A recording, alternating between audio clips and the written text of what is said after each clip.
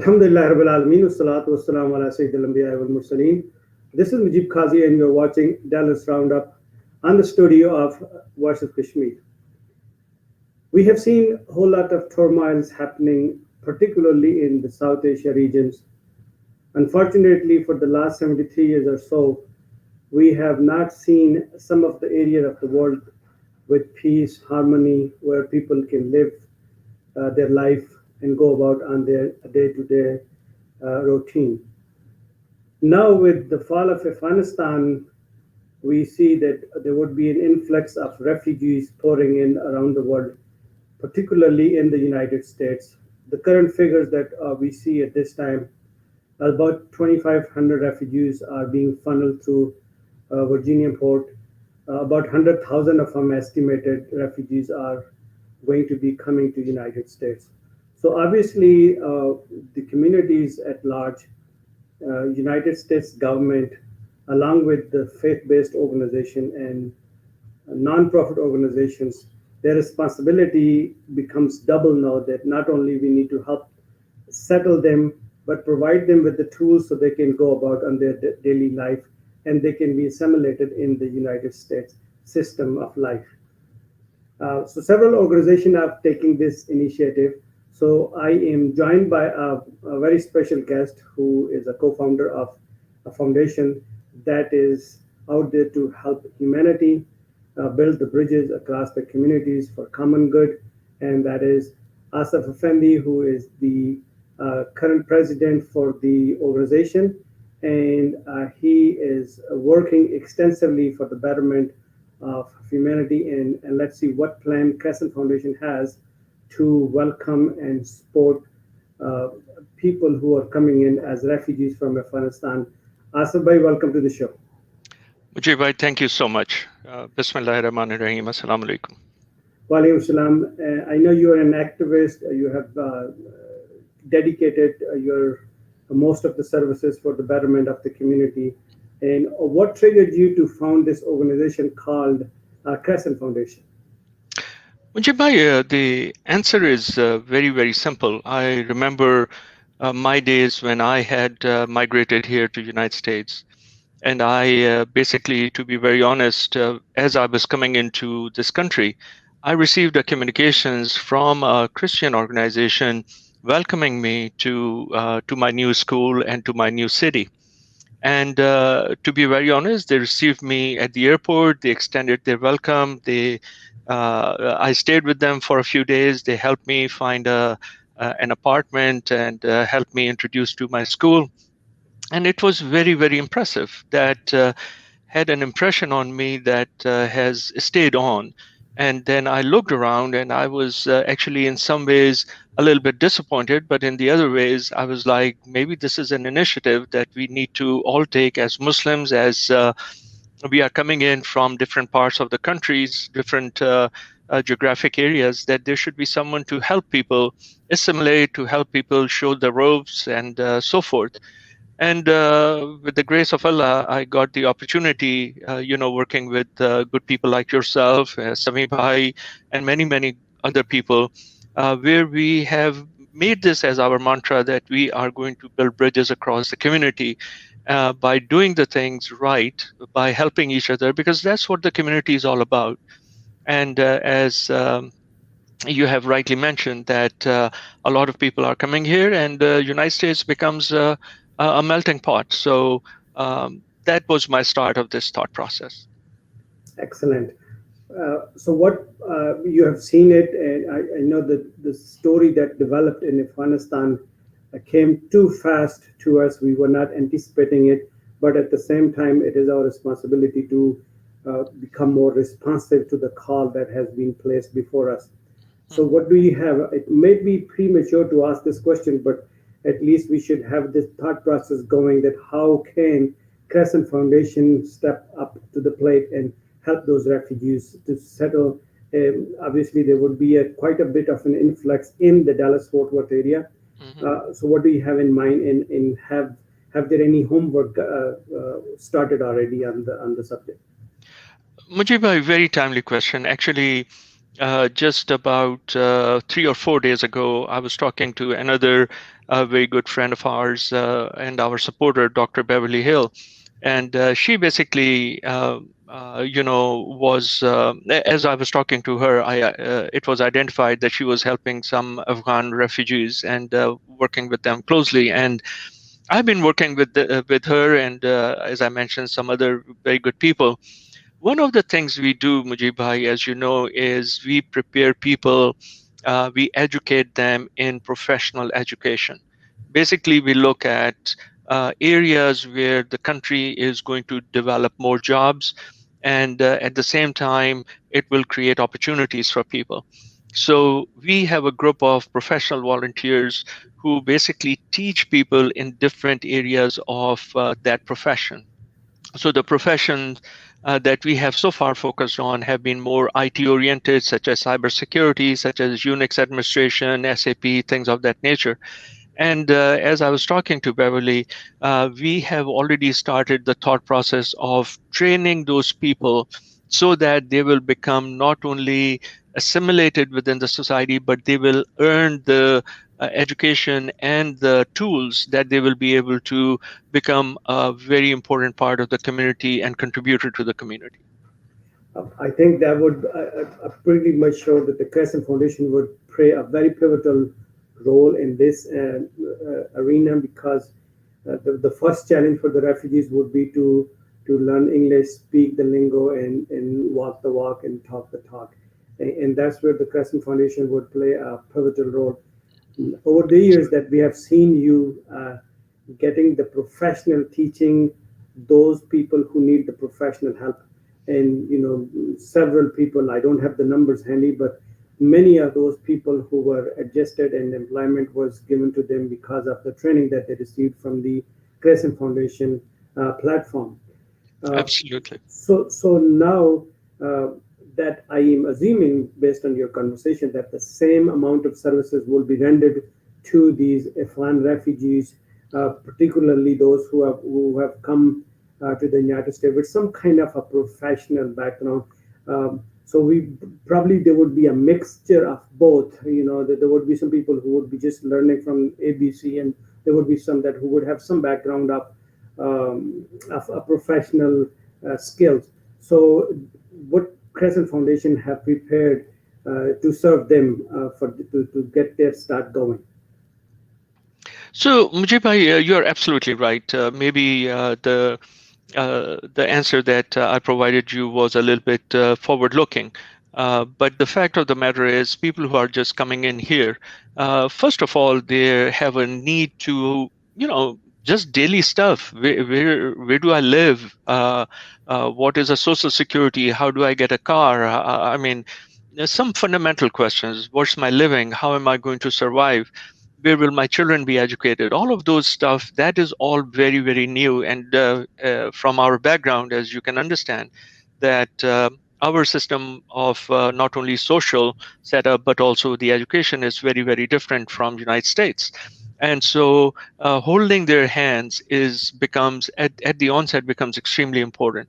So we have actually already are familiar with about 400 plus Afghan refugees who have already come to Dallas area, and we have been working with them, basically helping in those areas and also providing them some basic daily support needs that they need, including sometimes food and utilities and taking care of their small bills.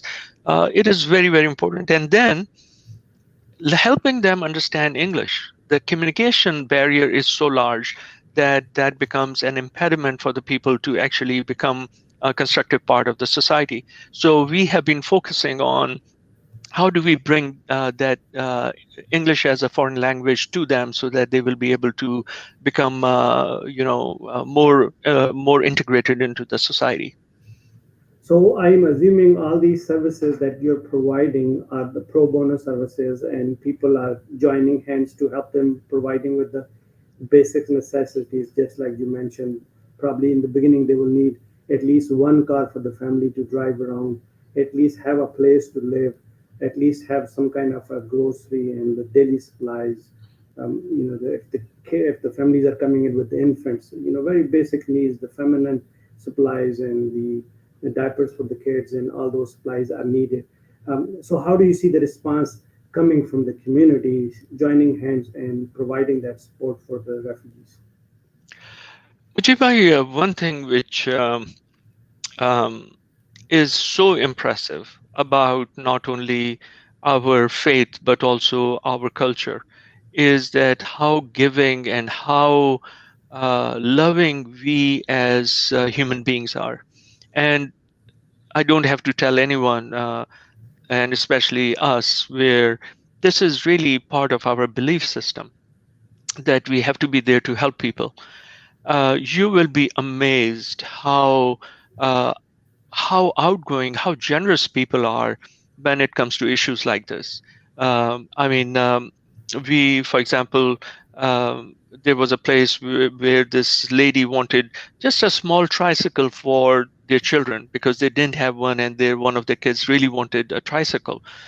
Before you know it, and it was all word of mouth, we had 10 tricycles sitting in our backyard trying to distribute that. So it is pro bono, number one. Number two, our community is very generously involved and very giving in this cause. But then at the same time, one thing which we as Crescent Foundation emphasize, and it becomes important, is that we want the, them and their families to become volunteers to spread these good things to other people. And I must say that while we are talking about refugees, uh, Crescent Foundation is actually equal opportunity across the community. So that is why we say that we are building bridges across the community, is because we don't discriminate based on any religion, any you know form of life, any thought of life, or whatever it may be. So our goal is that we educate, we help, we support, we make people enabled, across the entire gambit of all of us, across the entire ecosystem. Excellent. I know I caught you off guard on the subject, but we were initially going to talk about, this situation is not going to go away pretty soon. It's an unfortunate situation that the turmoil that has been going on for about 2 decades, and we have lost over $2.5 trillion of dollar, and not counting the human loss that took place, Right. and it further deteriorate the regions. And then Yeah. what we've seen been happening in Kashmir has been another nightmare, particularly for the last 2 years that we have seen people of Kashmir being tortured, suffered oppression, suppression, injustices, blacked out. You name any worst form of words that you can describe, it's happening on the ground. Even in the last month of July, we heard that over 37 people were killed. I mean, that number is probably more than what's happening casualties in Afghanistan, unfortunately. And it's not something that we need to be comparing, but unfortunately, human lives are human lives. So it's not the Kashmiris are any less of a human than any other place of the world. Mhm. Uh, and you have been in part of this activism. So, and you have kept an eye on the developing situation. So, the fall of Afghanistan and its impact on Kashmir, how do you see it? What will be the impact of fall of Afghanistan on the people of Kashmir, or maybe the Kashmir cause? Mujib a very loaded question. Yeah. I will not say anything as a politician because that's what I am not. Mhm. But my heart goes out to all those Kashmiris. I have seen 2 years back, if you will remember, that the Indian forces suppressed all the Muslims by cutting out their orchards, the apple orchards, the fruit orchards, whatever was their living. The army would come in and they will just cut down the trees to the ground. What was that all about? That was just to make people economically suffer, just to make them beggars more than anything else. And then the list goes on. That was just a start. After that, the suppression continued on. through boots on the ground, like there is one military army officer for every 9 Kashmiris over there. I mean, that is height of suppression. And then to barricade the roads, or to rape the children and rape the women, and no one really is there to ask any questions about it. This is very, very disheartening and very discouraging at the same time. I am very hopeful that these events, the recent events, such as in Afghanistan and such as what has happened in Karabakh, that these events will ultimately move towards a fair resolution for the Kashmiris. And there are some indications that at least in the Indian political world, there is a concern that now suddenly Kashmir will become a hotspot for India. And to be honest, I hope it does, because this issue of suppressing people has to come to an end.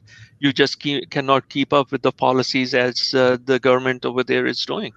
So my heart goes out, and I am very hopeful that the Indians will see some light somewhere, and bring this to a political solution. You have alluded to something very, very interesting up here, that in the recent history we have seen events unfolding from Bosnia Herzegovina to Karabakh, now Afghanistan, and then the next one is Kashmir. And Kashmir is probably one of the longest dispute on the unresolved agenda on the United Nations. Hmm.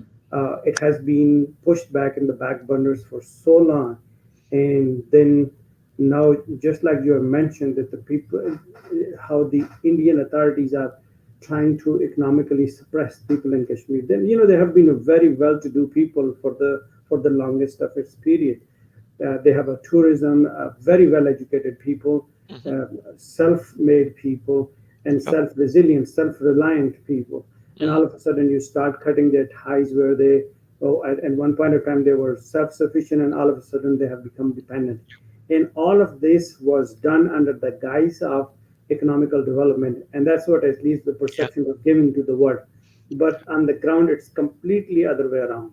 Now Yeah. the people are actually suffering more than what they were before. Apart from oppression, suppression, occupation, those are the things that people have, basically the new generation have lived through that. Yeah.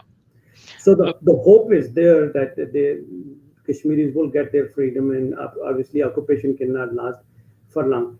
But my question is that who and how long Kashmiris will have to wait.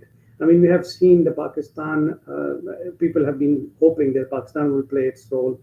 In Pakistan can only play a role up to a certain extent. And we have seen the international communities to step up and play the roles.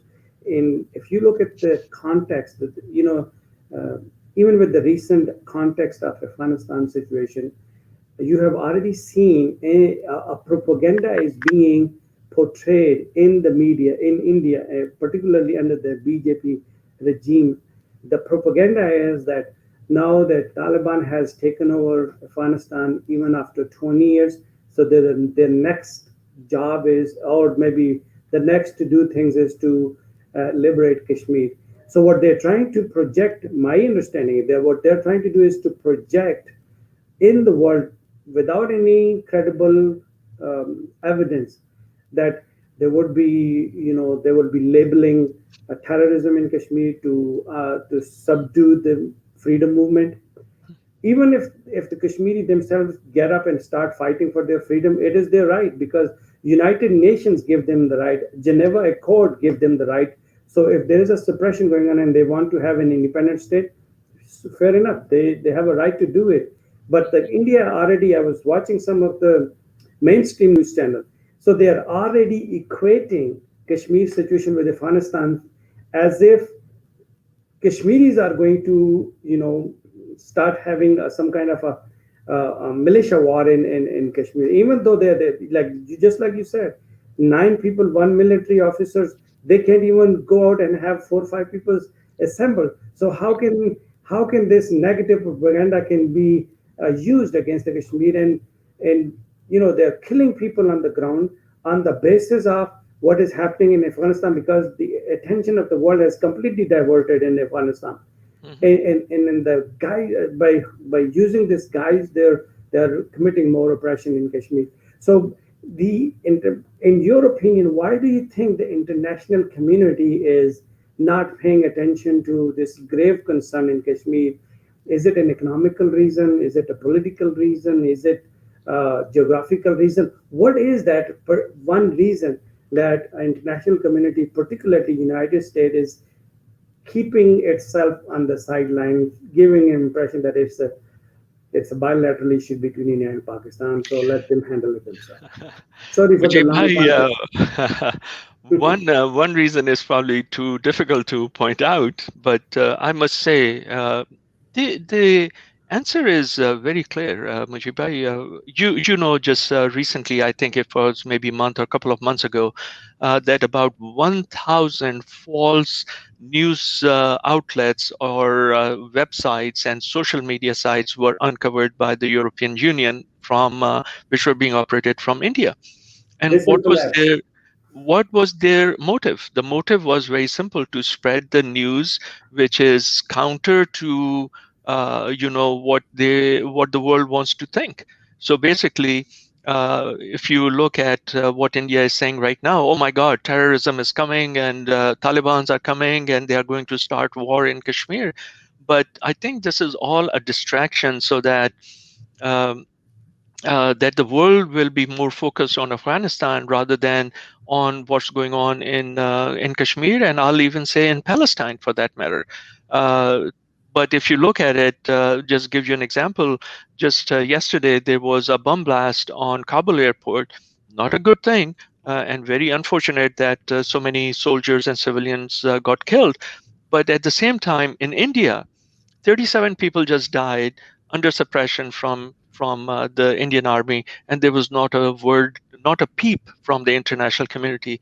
This is all a game of how do I control the narrative, and I think it is incumbent on people to highlight the issues which are going on in Kashmir, because Kashmir has been more brutal in many, many regards than Afghanistan has ever been brutal over the last 20 years. This is my subjective assessment because I hear the news, I read the news every day. And I think, but at the same time, you know, you made a very good point, and I'm sorry, my answer will get a little bit longer, but you made a very good point about is it economical reason?